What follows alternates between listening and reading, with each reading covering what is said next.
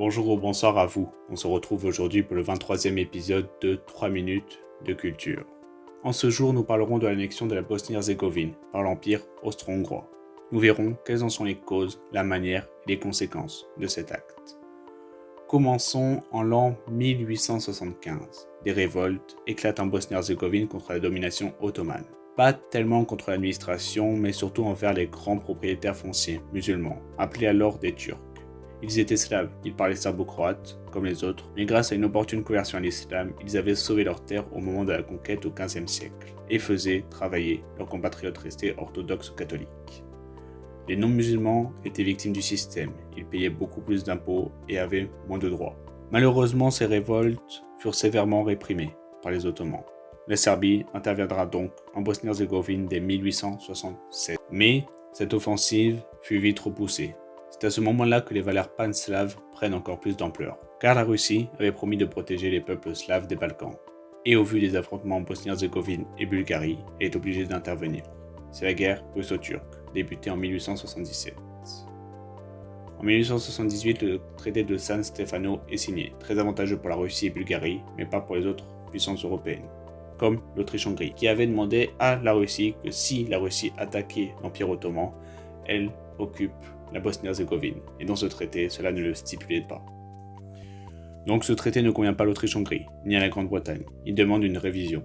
Le Congrès de Berlin, en juin 1878, stipule que les États chrétiens des Balkans ne deviennent pas indépendants, hormis la principauté de Serbie. L'Empire ottoman reste donc présent dans les Balkans, et l'Autriche-Hongrie occupe la Bosnie-Herzégovine comme l'ont délégué les Turcs. Cette occupation est pour l'Autriche-Hongrie l'occasion de contrer l'influence russe dans les Balkans et de permettre une certaine stabilité sur le continent, ou dans les Balkans plus précisément. Mais elle se créa un nouvel ennemi, qu'elle ne cessera de mettre en colère, la Serbie. Puis, cette occupation ne fut pas du coup de la population, qui n'en a rien à carrer, de la Bosnie-Herzégovine, il faut le dire comme ça.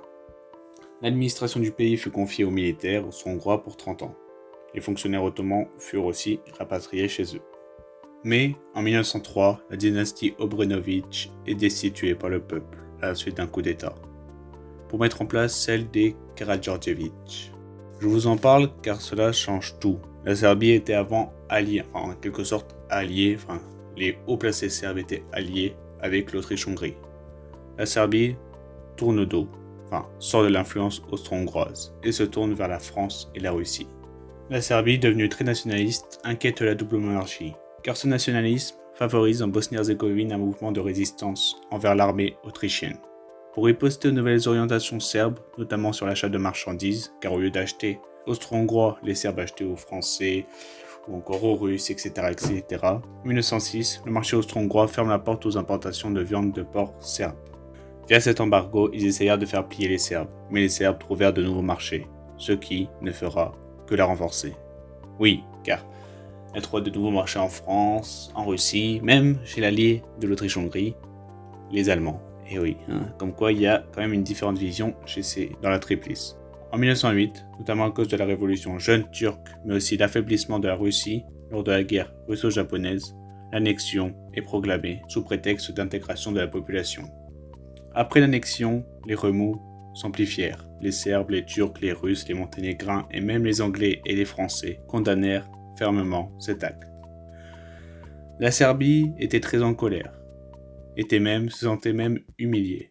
Elle était prête à rentrer en guerre, mais la Russie ne voulut pas la soutenir pour éviter un conflit européen. Sur le plan international, l'Autriche-Hongrie apparaîtra comme un élément perturbateur et s'attirera plus tard les rancœurs des Serbes. Mais sur le plan intérieur, personne ne voulait de la Bosnie-Herzégovine. Ces 4 millions de Slaves étaient indésirables en Cisleithanie et en Hongrie. Et ils donnaient la majorité à leur peuple, le peuple slave, dans toute la monarchie. La crise bosniaque due à l'annexion par l'Autriche-Hongrie de la Bosnie-Herzégovine ne fut qu'enfumer les Balkans et attiser la haine envers les Austro-Hongrois.